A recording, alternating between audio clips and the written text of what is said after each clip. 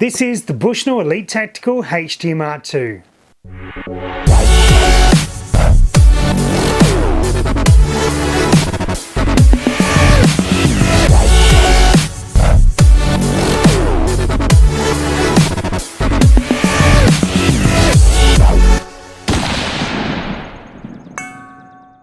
Alright, well let's grab it out of the box. This is a 3.5 to 21 by 50. There's a bunch of stuff in there. Let's get rid of all of that. Sunshade, we might need that later.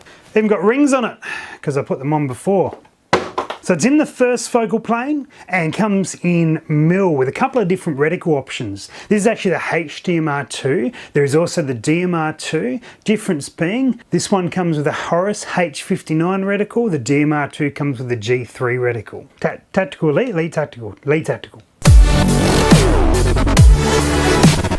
So what it would be used for ideally is long range shooting or practical rifle shooting. It's a very capable scope with a lot of elevation and features that are really suited to that type of application. It's probably a little bit large for a general walk around hunting scope. It's nice and compact actually, and for some reason reminds me of a pygmy hippopotamus.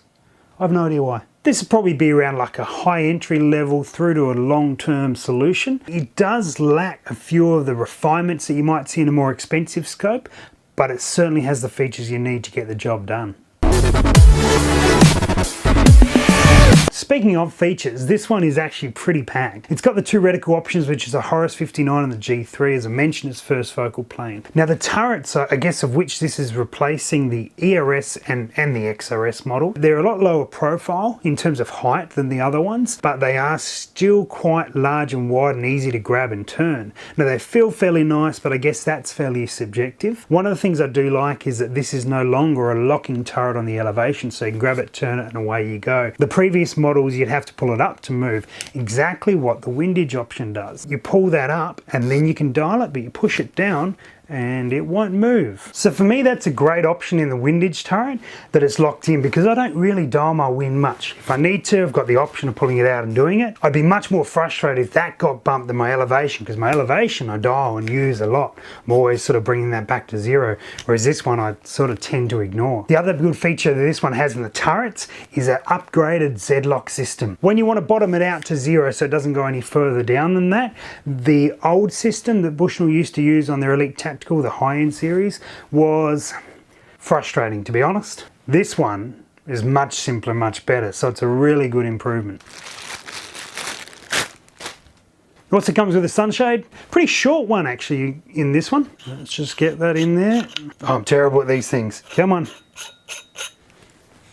That looks better balanced, less pygmy. One of the other things that you're seeing on more and more scopes like this is the throw lever option. Now I actually had one of these throw levers on my old XRS, it was an aftermarket one, and I could get it on there no dramas, but to take it on and off quickly was not so easy. This one here is an optional one, so you can undo the grub screws on that, pull it off, and you don't have to run it if you don't like it, or if you're in a situation where it may not be so good. You can put it back on, do it up, it'll only take you 10 seconds to put that thing back on, and away you go. The throw lever is a real benefit, because if you're down on 5 power and you wanted to bump it up quickly for a different shot, away you go. It's nice and easy, because this thing is pretty tight, but they do that so that it's not going to shift on you. Also, it's got 30 mil of elevation in it. For the price scope it is, that's really impressive. What I love about it, well, I'm impressed. They've upgraded a number of the features that I thought were lacking in the last one. So the turrets are a much better option with the locking windage and the non-locking elevation turret. The Z-lock system is so much better now, it's so much easier to set. I like these rings work well. Throw lever, I really like the throw lever on there. I really like the fact that it's an optional one. I can take that off really quickly and put it back on. Good little feature there. There's just a few things. Well, nothing's perfect, and there certainly is a couple of little things that I dislike about this one. I'm not a big fan of these quick adjust diopters, but that's completely personal preference, so that doesn't really count for anything. I'm not a huge fan when scopes put numbers on the parallax adjustment, because they're very rarely right.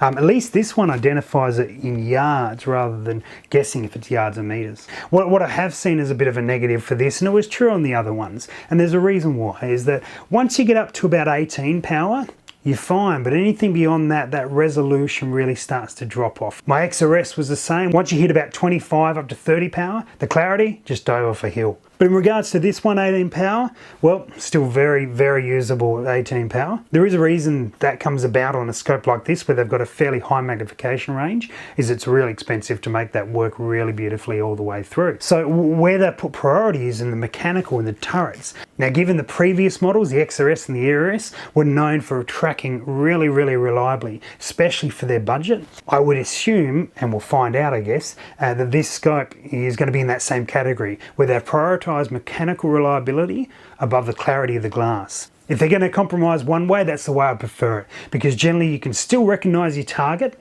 but if this wasn't dialing correctly, you wouldn't be hitting it.